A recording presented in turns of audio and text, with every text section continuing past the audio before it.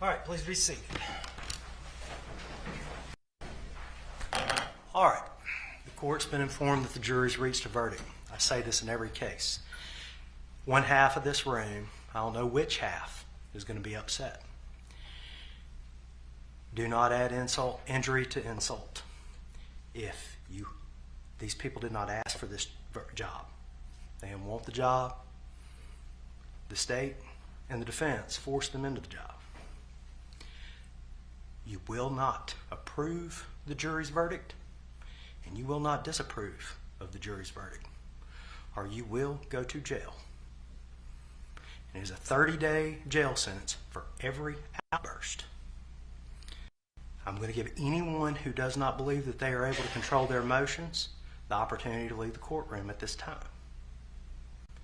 Would anybody like to leave? All right, Mr. Bailiff, please bring in the jury. You can sit right there, ma'am. Ma'am, I see you're holding some papers. The jury been able to reach a verdict in any of these counts. Yes, sir. All right, if you would, please hand the paper to the bailiff.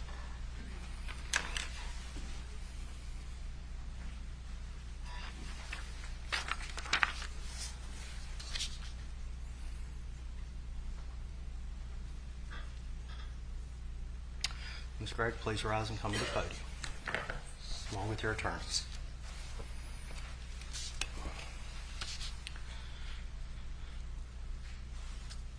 All right, the verdicts appear to be in proper form. Verdict of the jury is count one. We, the jury, find the defendant, Carly Madison Gregg, guilty of first-degree murder as charged in the indictment. Count two. We, the jury, find the defendant, Carly Madison Gregg, guilty of attempted murder as charged in the indictment. Count three.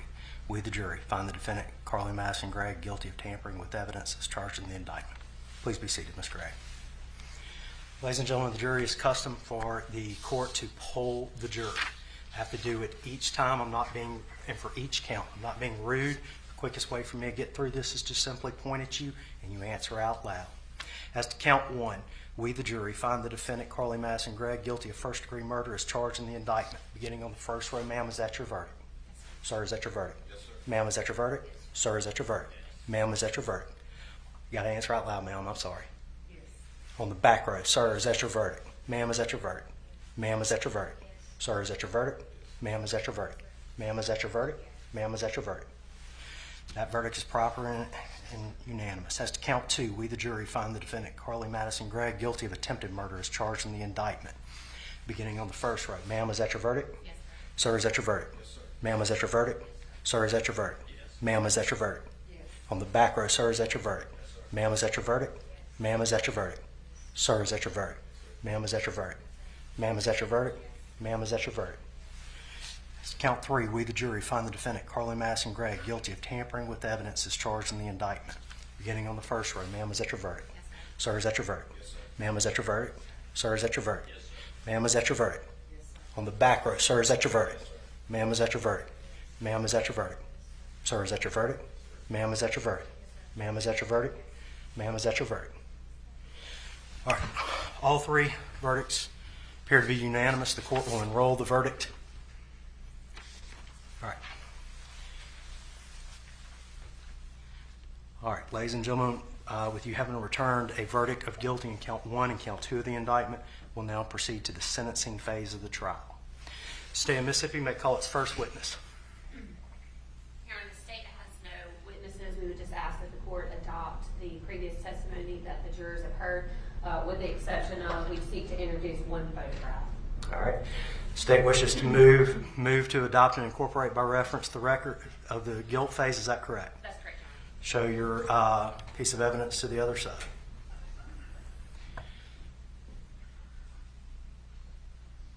Any objection? Yes, Your Honor. Y'all approach. All right, the state has moved to adopt and incorporate by reference the record of the guilt phase of the trial. The court will grant that request. Does the state have any other witnesses it wishes to call? No, sir, Your Honor. All right, defense may call any witnesses.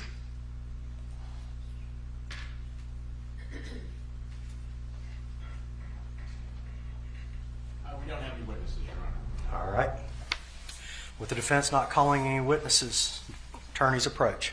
Does the defense rest its case in chief as to sentencing? We do. Do you also move to adopt and incorporate by reference the record? We do. All right, y'all approach.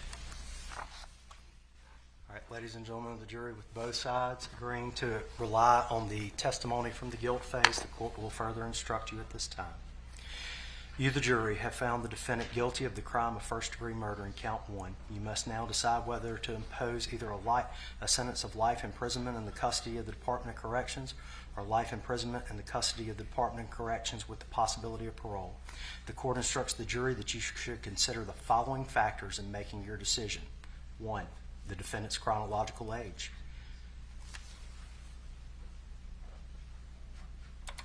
2, the defendant's family, home, and environment. 3, the circumstances of the homicide offense. 4, the defendant's incompetencies associated with youth. And 5, the defendant's possibility of rehabilitation. The court instructs the jury that when all 12 of you reach and agree upon the defendant's sentence for first-degree murder, you shall return the sentence in one of the following forms. If you agree to sentence the defendant to life imprisonment in the custody of the Department of Corrections, your verdict will be as follows. Quote, count 1. Quote, as to count 1, we the jury sentence the defendant Carly Madison Gregg to life imprisonment. Close quotes. If you agree to sentence the defendant to life imprisonment in the custody of the Department of Corrections with the possibility of parole, your verdict will read as follows. Quote, as to count 1, we the jury sentence the defendant Carly Madison Gregg to life imprisonment with the possibility of parole. Close quote. If you cannot agree to the sentence for the defendant as to first-degree murder, your verdict will be as follows. Quote, as to count 1, we the jury are unable to affix the punishment. Close quote. You, the jury, have found the defendant guilty of the crime of attempted murder in count 2. You must now decide whether to impose either a sentence of life imprisonment in the custody of the Department of Corrections or life imprisonment in the custody of the Department of Corrections with the possibility of parole. The court instructs the jury that you should consider the following factors in making your decision. 1, the defendant's chronological age. 2, the defendant's family and home environment. 3, the circumstances of the homicide offense. 4, the defendant's incompetencies associated with youth. And 5, the defendant's possibility of rehabilitation. The court instructs the jury that when all 12 of you reach and agree upon the defendant's sentence for attempted murder, you shall return the sentence in one of the following forms. If you agree to sentence the defendant to life imprisonment in the custody of the Department of Corrections, quote, as to count 2, we the jury sentence the defendant, Carly Madison Gregg, to life imprisonment, close quote. If you agree to sentence the defendant to life imprisonment in the custody of the Department of Corrections with the possibility of parole, your verdict will read as follows. Quote, as to count 2, we the jury sentence the defendant, Carly Madison Gregg, to life imprisonment with the possibility of parole, close quote. If you cannot agree to the sentence for the defendant as to attempted murder, your verdict will read as follows. Quote, as to count 2, we the jury are unable to affix the punishment, close quotes. All right. First closing by the state as to sentencing. Mr. Bailiff, 7.5 minutes. You wish a 2-minute warning or a 1-minute warning? 1 minute is fine. 1 minute. You may proceed.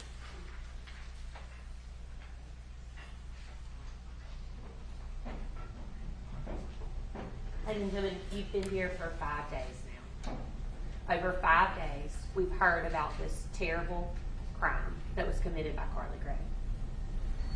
You have to consider her chronological age.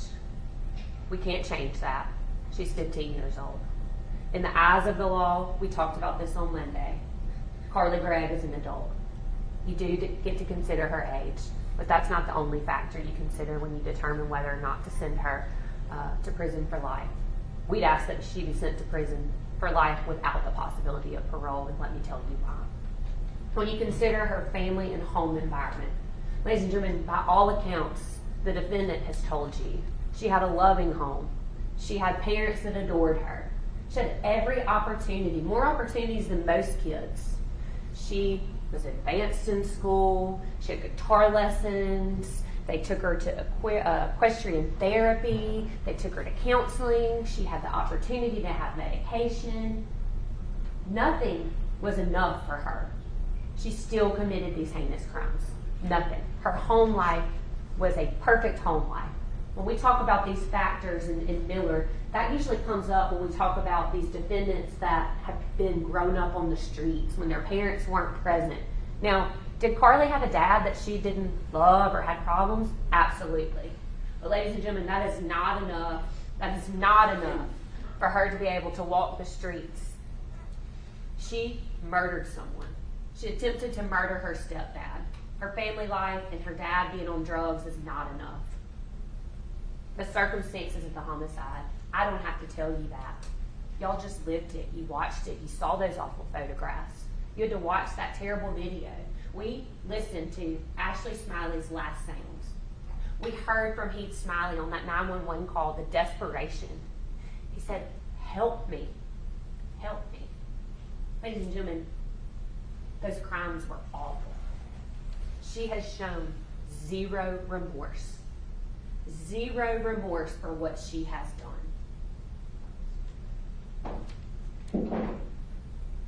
Let's talk about her ability for rehabilitation. The defendant's own expert during the guilt phase of this trial said, you know, she's on this medicine, she's fine. But if you believed that, ladies and gentlemen, you would have believed that she was having some disassociated spell at the time of the crime and that she's continuing to have these disassociated spells. And obviously no one's buying that, right? We don't know why she committed these crimes, but we know she did. And we know that she is a danger to society. If she is given the possibility of parole, no one in this room knows how long she will stay there. We cannot guarantee she will stay there 1 year or 10 years. We have no control over that. Ladies and gentlemen, we watched one of the most heinous things that I believe most of you will ever see in your life. Please do not let this lady have the possibility of parole. If she were paroled, nothing would stop her from walking into a school. Nothing would stop her from walking into a shopping mall. Nothing would stop her from walking into the grocery stores. Nothing would stop her from being in the movie theaters. Ladies and gentlemen, she is dangerous. She may look like a little girl. They may have said she's sweet little Carly, but unfortunately we all know that that's not true. We will ask, and I will ask you again when we stand back before you, that you sentence Ms. Gregg to life in prison without the possibility of parole for both the murder of her mother, Ashley Smiley, and the attempted murder of her stepfather, Heath Smiley. Thank you. 15 minutes total. Thank you, Your Honor. Yes, sir. I'm going to have to tell you, this is probably the most difficult thing I've ever had to do.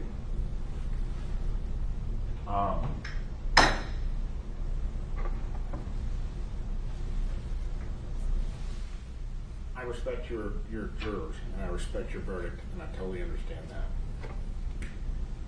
And now I'm in front of you. Tell Gregg, when this happened, was 14. She's 15 now. Her family's sitting on the front row. Her grandparents, which are Ashley's mother and father, have been supportive during this whole process. He's smiling. Who's the victim in this case?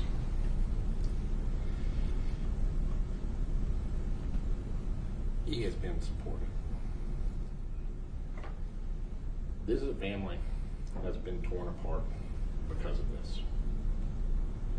This is extremely, extremely difficult on all of them. And I know the state is up here saying that she's this heinous individual.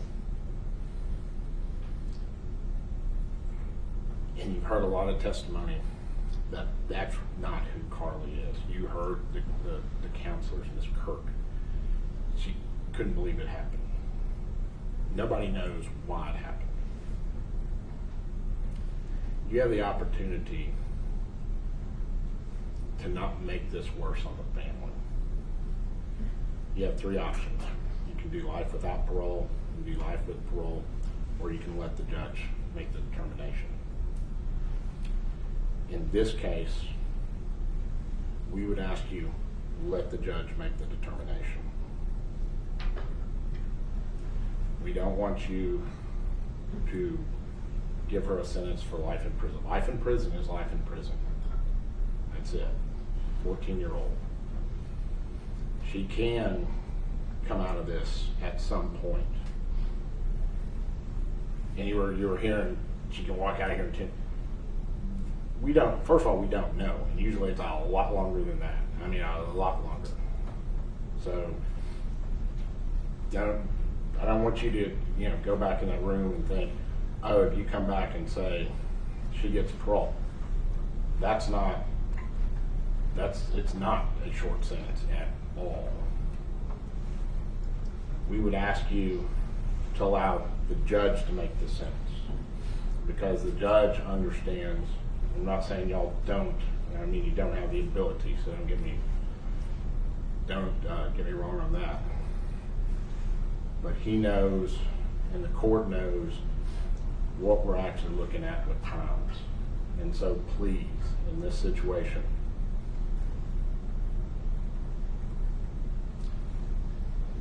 please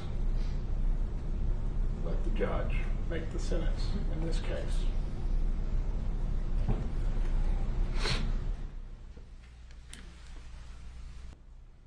Ladies and gentlemen, Mr. Camp is right. We may never know the reason why Carly killed her mom and attempted to kill her stepdad. And for me, that's even scarier than knowing why. Because if we don't know why, what's to say it won't happen again? We don't know. It is terrible for the family. The family has my sympathies, absolutely. I cannot imagine what any of them have gone through. We talked in voir dire about how sometimes the victims cooperate with the prosecutor and the prosecution, and sometimes they don't. We don't always know why. But I know this. My office represents the citizens of Rankin County, and my office is asking you to please sentence Ms. Gregg to life in prison without the possibility of parole. Thank you. Ladies and gentlemen of the jury, you've received you've heard the arguments. I'm going to ask you, I'll send you back the instructions. I'm going to ask that you retire to begin your deliberations. Everyone remain seated while the jury exits.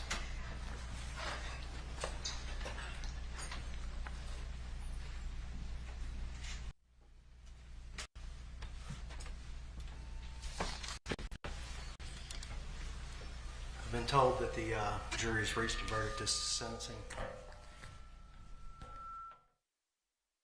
don't know what the jury's verdict is. As I said before, they didn't ask for the job, and we will not praise their verdict, and we will not condemn their verdict. Any outburst, positive, negative, whatsoever, will be direct contempt of court, and you will serve 30 days in jail for each outburst. If you cannot control your emotions, you should leave the courtroom at this time. Mr. Bailiff, please bring in the jury.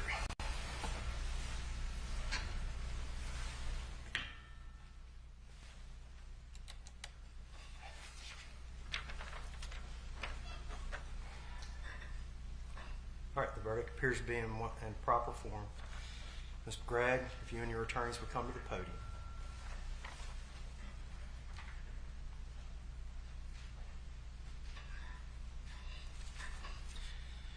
The verdicts read as follows. As to count one, we the jury sentence the defendant Carly Madison Gregg to life imprisonment. As to count two, we the jury sentence the defendant Carly Madison Gregg to life imprisonment. Please be seated. Ladies and gentlemen, just as I did with the verdicts of guilt, not trying to be rude. It's the quickest way we can get it done. As to count one, we the jury sentence the defendant Carly Madison Gregg to life imprisonment. Ma'am, is that your verdict? Yes, sir. Ma'am, is that your verdict? Yes, sir. Sir, is that your verdict? Yes, sir. Ma'am, is that your verdict? Ma'am, is that your verdict? On the back row, sir, is that your verdict? Yes, sir. Sir, is that your verdict? Yes, sir. Ma'am, is that your verdict? Yes, sir. Ma'am, is that your verdict? Sir, is that your verdict? Ma'am, is that your verdict? Ma'am, is that your verdict? Yes, sir. As to count two, we the jury sentence the defendant Carly Madison Gregg to life imprisonment. On the front row, ma'am, is that your verdict? Yes, sir. Ma'am, is that your verdict?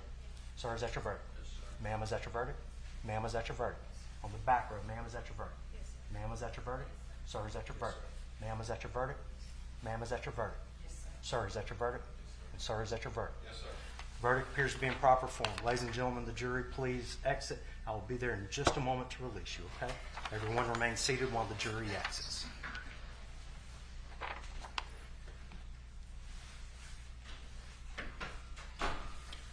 Ms. Gregg, please come to the podium.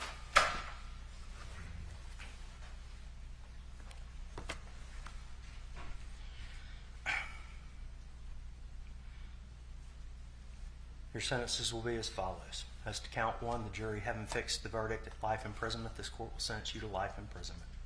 As to count 2, you'll be sentenced to life imprisonment. As to count 3, you'll be sentenced to 10 years to serve.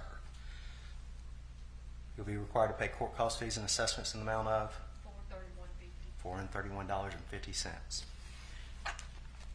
Ms. Gregg, regarding any appeal of your judgment of conviction and order of sentence and in accordance with Wright v. State 577, Southern 2nd 387, the court wants to inform you that pursuant to Rule 4E of the Mississippi Rules of Appellate Procedure, the notice of appeal required by Rule 3 of such rules shall be filed with the circuit clerk within 30 days after the date of the denial of any motion for a new trial, or the date of imposition of sentence, whichever is later. Pursuant to Rule 4E, if you make a timely motion under the Mississippi Rules of Criminal Procedure for a judgment of acquittal notwithstanding the verdict of the jury or for a new trial under Rule 25.1, the time for appeal shall run from the entry of the order denying such motion. Finally, Rule 25.1 subsection C provides that a motion for a new trial must be made within 10 days of entry of the judgment, which includes both adjudication of guilt and sentence. Should you make a decision on the record to appeal, that decision will stand unless a written statement to the contrary signed by you and your attorney is filed with the court. Should you make a decision to waive appeal, that decision will stand unless you give written notice to the court and your attorney prior to expiration of the time in which to perfect an appeal. Should no decision to appeal be made by you, your failure to express a desire to appeal shall be considered a waiver of your right to appeal, and that waiver will stand unless you give written notice to the court and to your attorney prior to expiration of the time in which to perfect an appeal. Have you made a decision to appeal your conviction and sentence? All right. Court will be in recess. Your Honor, I need clarification. I apologize. On those Sentences will run concurrent.